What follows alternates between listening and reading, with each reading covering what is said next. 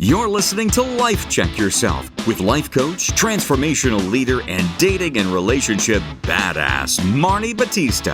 Every week, you'll get the raw truth from top experts and real people on the important life and love issues you want to know about. So, if you're ready to life check yourself in your relationships, your career, and the areas of your life that matter most to you, and you're not afraid to be called out on your, stuff, then you're ready for what's next.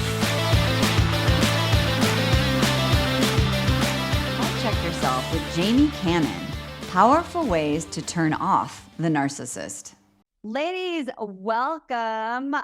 You are gonna buckle up for this one because this is a topic that is very hot right now in terms of awareness, in terms of making sure that we don't repeat this pattern in our life, in terms of all of the pieces of ourselves it requires us to heal so that we can avoid this problem, avoid having these people in our life. And if you're wondering what I'm talking about, it's narcissism and the old gaslighting word, which I don't know, we'll have to ask our guest, Jamie Cannon, if it is still the word of 2023, because I feel like it was the word of 2022.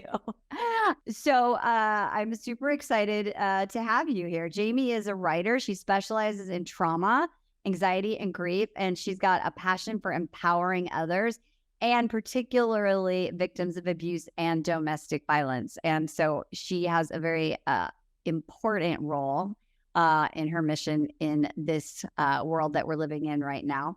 So I'm so curious, like when you have your book, tell me how did this become your mission?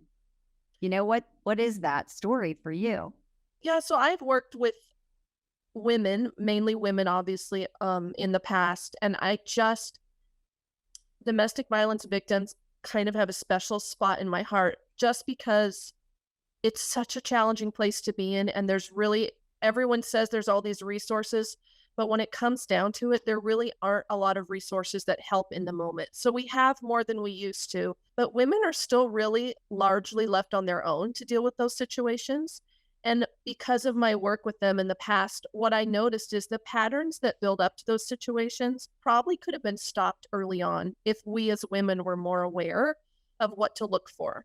Unfortunately, I think we're not. And so a lot of us fall into those patterns. And I've just seen it over and over where women end up alone without any help.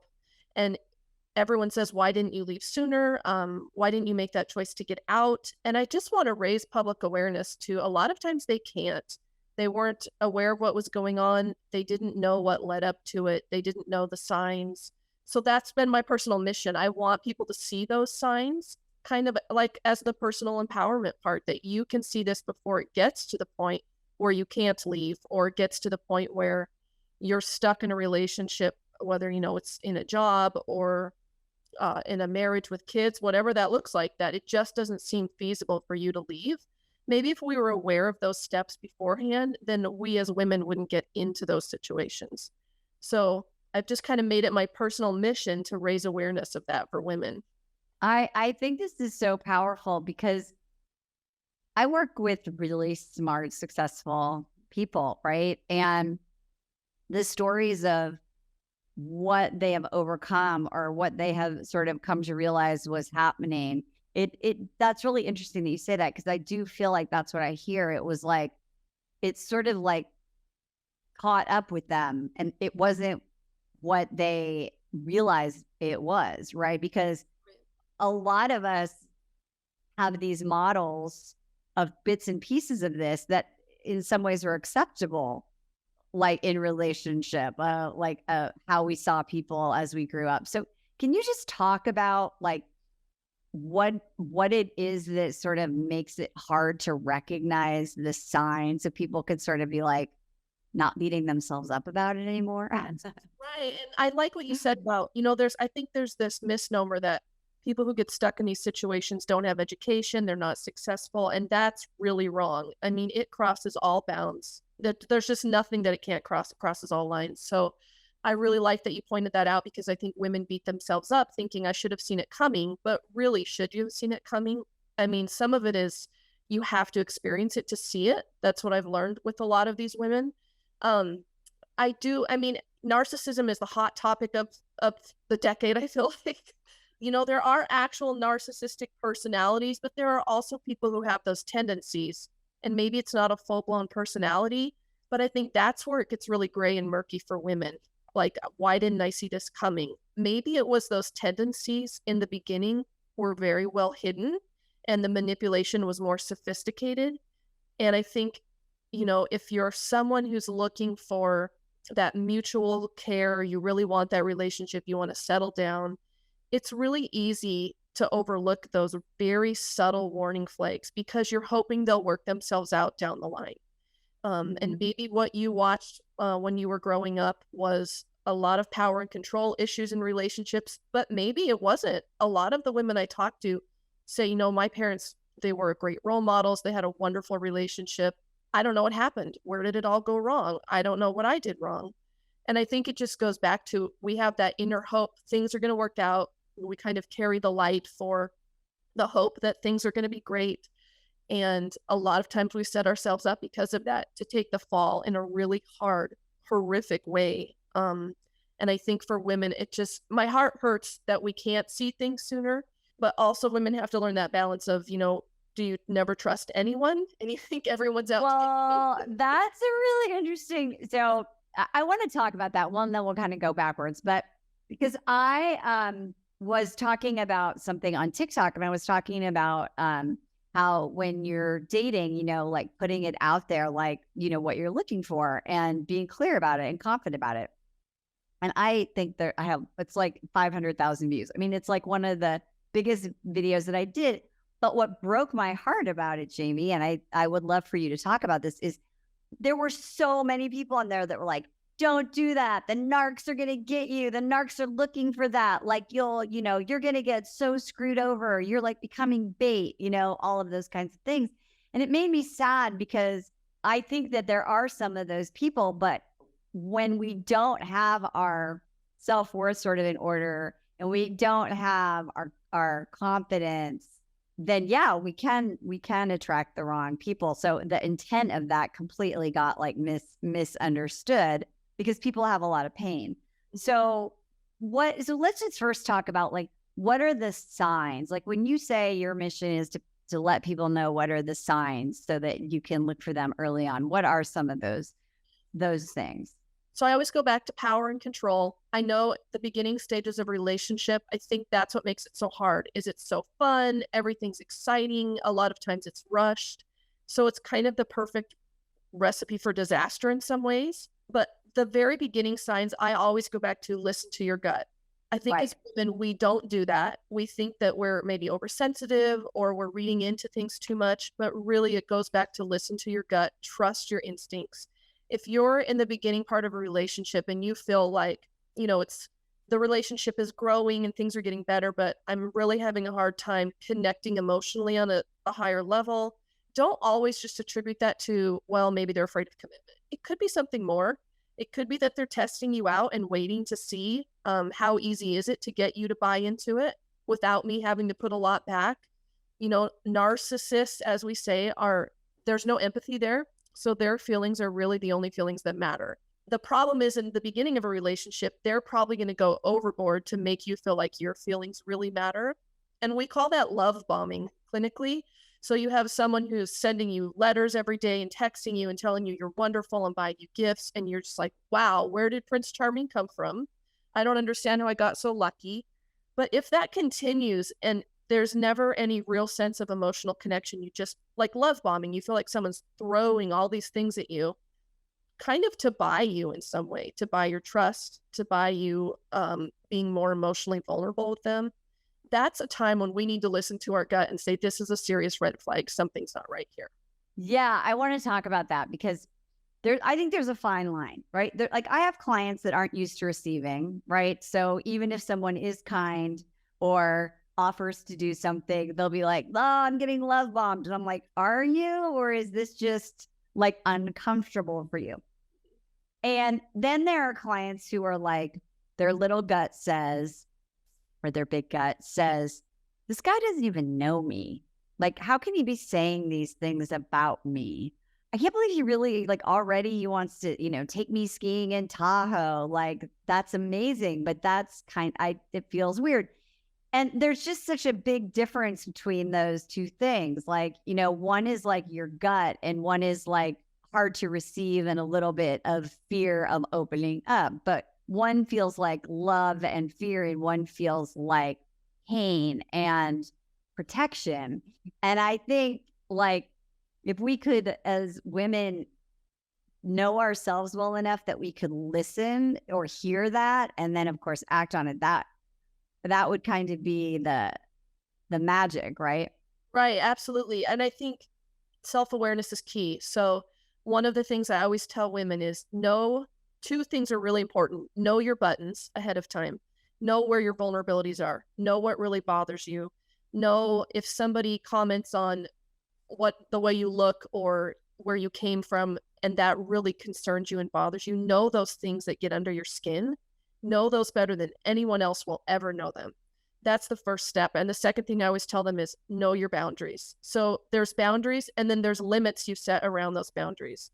And if one of your boundaries as a woman is, I don't want to feel demeaned in an intimate relationship, I want to feel respected and mutually valued, you have to know that boundary long before you ever get into a relationship. And then also know how you'll set a limit around that boundary. In some situations, maybe it looks like someone's joking with you and you can resolve it and you feel like it's resolved, you bring it up, talk about it, it's better. In other situations, it's probably, I'm going to walk away from this because my gut is telling me that this limit is never going to be respected by the person I'm in a relationship with. So I think if women can be self-protective in those ways ahead of time before they get into a relationship, that's probably really key in avoiding a lot of hurt down the road. Yeah, absolutely. And I think, one of the things I'm always working with women on is to get clear on their values, right? And their non-negotiables. And they really support making those assessments, right? Because a lot of people will put like, something like values learning and growing or is working on themselves, right? Or their words and actions match. And so what I think you're saying, Jamie, is like, okay, so let's say someone hit your button and that humor didn't really land for you because of X, Y, and Z, and you communicate that. And they're like, oh my gosh, like that wasn't my intention. I'm sorry it made that impact. I totally understand. Sometimes I use humor as a defense, right? Then you're having a completely different conversation. It's when somebody says like, you're too sensitive, right? Like, wow, like, yeah. It's funny. I just have to tell this little story because I totally went on this. This was when I knew I had my limits and my boundaries. I was like, I graduated, went on a date with this guy. He was super successful. And he was like the 2-phone kind of guy. I think he had a Bentley because my dad called him Bentley. He's like, are you going on a date with Bentley? Anyway, we went on for dinner and it was like maybe the second or third date. And so Jamie, he's at dinner and he's like working both the phones. And I'm like, I really love spending time with you and getting to know you. And I just feel a little invisible because you're on your phone. And he goes, did somebody's daddy not give her enough attention when she was little? And I was like, that's right? One of those walk away situations. Exactly. Yeah. But the old part, there was an old part of me that would have been like, oh, like he's successful. If I want to date someone who's successful, then, I need to understand that they, like I saw like an old version of me sort of like just not be there. It was like looking, and I was like, wait, no, this is ridiculous. Peace out, bro. And I think and I just wanted to share that example because that's that kind of thing of like, because it's hard to say to someone on a date, like, could you put your phone on? Right. And I think a lot of that comes from women and where we find our value. A lot of times women's value comes externally. How do people think you look? How do people think you're doing at your job? How do people think you are as a wife, a friend, whatever, a girlfriend? We feed on that. And learning to get that value internally is so challenging, but also so empowering because in a situation like that, it gives you the freedom to say, it's been real. I'm not going to do this. Whereas someone who's looking for that external value would probably be more inclined to say, oh, maybe this is a life lesson. I'm learning, not to let my childhood follow me into my adulthood, whatever. I know. Right. That's right. Well, okay. So here's the thing that I see when I see women that suffer from this, and maybe this is a part of the warning system, is they're like super good at rationalizing. Yep, absolutely. And I think, we do that for everybody. Did someone hurt you at school? Let me help rationalize why that happened and help you get through. Women, I mean, that's kind of a role that we naturally navigate to, I guess, for a lot of people. So I think it's easy for us to say, there's something deeper here that I need to look at. He's pointing out something I need to look at. Maybe I need to work on this. But at what point do we stop and say, hold on, I know what I need to work on already. And this guy does not know what I need to work on. So I'm just going to call it good. I mean, as women, we have to get better at doing that. But again, it's so much easier to say that than to actually do that. And yeah, no, totally. That's a really great example of someone who's very overtly narcissistic, a very overt tendency. I've got it all together. You just have daddy issues from your childhood. There's a lot of them who would be way more sophisticated with that. And they could really turn it around and be like, oh, I'm sorry that I'm making you feel like I'm not giving you attention. I want to be the guy who gives you attention, even if guys in the past haven't done that. That's a really sophisticated way to turn it around and feel you out for, is this a weakness that I can use someday? Somewhere in interesting. Yeah. Things that you have to watch for too, for the more subtle part. Yes. And I think, so I call there's two different energies, I call it pawn energy, where it's like, pick me, please pick me. And then there's pirate energy, which is like, fuck off, you have to break through my walls. But what's interesting is I think people who are, unhealthy in that way are really smart, and they're like, oh, cool, pick me energy. I just need to make her feel like she's the only one, and then she's in. And then with the other one, that kind of guarded one, it's like, oh, it's like, I'm here, I'm going to break through your walls. Like, I see the soft spot inside of you, and then you're like, oh, somebody sees me. But in both of those situations, I think what you've been talking about this whole time is, if you need someone else to see you, to feel loved, or to feel that that's what you want in a relationship, that's where you need to back it up and go back to go back to the mat and sort of relay in the foundation. Right, because that sets you up. If we're talking about, I don't want to be stuck in a narcissistic relationship, that's a great way that sets you up, is you're not okay by yourself. You have to be able to do that first and really take it or leave it. It'd be great if I can find someone who's going to be a long-lasting relationship, and it's going to be a lot of fun and we're going to enjoy each other. Or it's also great if I don't. I'm okay either way. And I think when we get to that point is when we finally start, they just come naturally. You see the red flags more naturally because you know your own issues and you've worked on your own issues, and you are more comfortable with them than anyone ever will be. So they don't have that power over you anymore that they used to. Yeah. And in that example, I remember some sort of version of yeah, I did have daddy issues, but you're just rude, right? It kind of doesn't matter. That had nothing to do with you being rude at the table with your multiple phones, because I don't really care how rich you are. Which is really interesting, this sort of thing. One of the things that you were talking about is this idea of getting validation, resourcing it from the inside out. So when you're working with someone, how do you talk to them about what does that really mean? Because I think, I talk to clients about it and they're like, yeah, that's it. And then they're kind of like, but how do I do that? So how do you, when you're working with someone, how can someone start to just either notice it in a different way or start to self-soothe so they're not going to the external? What I usually say, life is messy. That's where I start. Life is messy for everyone. It looks different for everyone. The mess does, but we all still have a mess. Yeah. So I think the most important thing is get comfortable with your mess. That's where I say start. I know people, they want to start with, I'm going to meditate on all my good qualities, but I think it's important, maybe try it in reverse. Get comfortable with your mess and give yourself permission for having had that mess. Give yourself forgiveness, real forgiveness that you don't have to redo every day. Give yourself forgiveness for having that mess and probably having some kind of mess in the future too, because that's just life. That's how it is. And I think once we start there and we really look at, what am I condemning myself for? What am I punishing myself for? And how can I treat myself more gently for those things?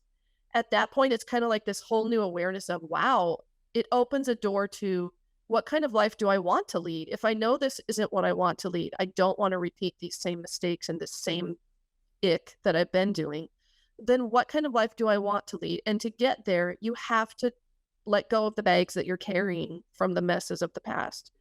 I think that's the place to start, instead of trying to find out everything we love about ourselves. First, become comfortable with what we don't like. Right. Give ourselves permission to get over it. I mean, why do we carry it for decades? We just do. We give the baggage to ourselves and then we struggle under it for decades. And maybe we just need to say, I don't need to do that anymore. Yeah, it's interesting. I was talking to somebody just today who's in her 70s, and she was like, I got abandoned in my childhood. My siblings were kept at home and I was sent to boarding school. Wow. Yeah, right. And so, she's constantly over giving, right? Over functioning, and now she's sort of like really been guided by fear. And what she said was really interesting in that, at what point does it end? Mm-hmm. Right? Like, at what point in your life is that story, Mm-hmm. she's in her mid-70s, not going to be the thing that stops you in your life? And she said, and this is the other thing that you pointed it out like really powerfully, is, oh, I'm getting better at shame. I'm getting better at regret. I can tone it down. And I was like, well, what would it look like to totally forgive yourself so that you don't just feel better, but you are better, right? That you like accept yourself for who you are with the mess of all of it. And I think that's really what you're talking about. It is, for sure. And I used a metaphor with a woman once. I had her hold all these books, a backpack full of books, hold all these books, and just stand there and talk to me just about the weather or whatever. And we talked about how challenging it was as time went on to keep just doing, a normal chit chat conversation. My back hurts, my arms are tired, I'm exhausted. Okay, so put some of the books down, but metaphorically, we don't like to do that. And maybe we'll put one book down and then we'll say, I should be able to carry this. Like, I'm a grown up, I'm a woman, I should be able to handle this. I should be able to think about my past and where I came from and what I don't like and get on with myself. Really, though, that's expecting too much. I mean, I think we expect too much. We expect more of ourselves than we would of anyone else. And if somebody could see all the baggage you're carrying and trying to hold while you're talking to them and interacting with them, they'd probably say, why don't you put that down? Exactly. Because that's the big conundrum, right? Is that like for everyone that I talk to, almost like on the outside, it looks great. Like, people actually think you're great. They're not like, they actually think you're amazing. And they're just like, I thought they really knew me. But like, no, like, you're actually great. Like, if you knew how great you are, if you actually knew, it's like the reverse of that. Do you think that it's possible?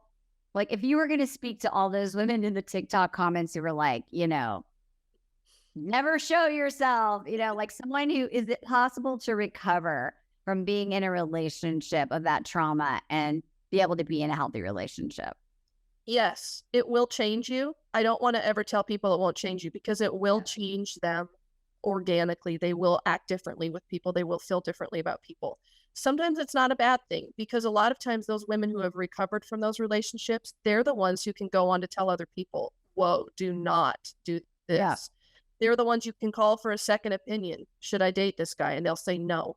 So recovery is not only possible, but I think sometimes it opens up new horizons for you, because you can have, what's meaningful and what's not. Those women will have a better internal sense of, well, I do not want any part of that, or this feels really good to me. I think their instincts will be honed because they've been through the fire. They're just going to know. So I don't want, everybody go out and find one of these relationships so that you never get set up for it. That's not the answer. But if you have been in one, there is hope that absolutely you can recover from it. It takes time. And, some women can't leave those relationships. Sometimes they have a job they can't leave. They're stuck working with that person. Sometimes they're stuck in a marriage they can't leave. Or it's a parent and they can't leave that relationship. That's reality for a lot of women. So learning how to how to handle, how to communicate, how to walk away as much as you can, that's vital for that recovery that we're talking about. That won't happen until you can put those things into place. I think that same thing that you said at the beginning of like, well, even if you're afraid, if your energy is that like, I'm going to have these boundaries and I don't give a shit, even, right? Like that you have that power, which is what your mission is, right? I think, I mean, I'm not an expert in this at all, but I feel like when I've been in kind of situations with those people, if they poke the bear and the bear doesn't really poke back, it's not very fun. So they'll just go find someone else to like beat up. Exactly. The thing is, they're really good at poking the bear though. So they're not going to do it like one time. Right. And I think a lot of times they have a sixth sense about, ooh, maybe I got a rise on the inside. I don't know how they do it. It's some weird superhuman strength they have, I guess. They can sense your reaction, even if you're stone-faced, don't have a reaction. So because it's your energy, right? Your energy that you're putting out is very, that's that whole like disconnect, right? Like on the outside, it looks like this, but on the inside, it isn't. What you're saying is exactly right. So if you really, really have that foundation inside and that energy comes out, you know, consistently, then my guess is they'll be like, oh, there's like, because there's so many other people that they can like manipulate. They can move on, right? And I think the key is consistency. You know, they're going to try it more than once, but if you stay consistent and you know your boundaries and you know who you are, they're going to get tired of it. Some people, it's going to take a while, but they're going to get tired of it eventually, and they will leave you alone and move on to the next unfortunate person who responds the way they want them to respond. Jamie, do you think there's always been narcissists? We just didn't have a name for it? Or do you think that there's something going on in our culture? I think we've always had it. I think you can look back in history. I think a lot of it was how gender dynamics have changed and women have become more empowered. And all of a sudden they're like, wait a minute, that's not the norm. So I shouldn't be okay with that. You know, if you look back 300 or 400 years, the norm wasn't a mutually lovable, understanding relationship. Those were the relationships people were like, wow, they have a really different relationship. That's odd. The norm was more of what we're talking about. So I think now that those dynamics have changed and we've become aware of it, it's everywhere. You know, gaslighting, narcissism, it's the hot topics. Everyone's dealing with them. I think they've always been there. We just are getting smarter about recognizing them now. And we're also saying it's not okay. Yeah. And I think the last thing I want to bring to this conversation is, I was watching a lot of The Bachelor over the years. And, you know, that word gaslighting and narcissist and all this stuff, it just got thrown around, you know, and I think, and I interviewed someone who was a millennial coach, and she was saying that like the concern she had is that people are using the words and they can name the words and maybe they can recognize it, whether it's the correct or not, but they don't know what to do with it. Right. So naming it isn't really going to help you heal from it. Do you have any thoughts about the way it just gets thrown around? Used like you're gaslighting me or whatever it is. I don't think anyone really knows what. So it's from an actual British play where a man was turning the gas down in their lamps and convincing his wife he wasn't. So that's the part you need to take away. It's somebody getting you to question what you know is reality.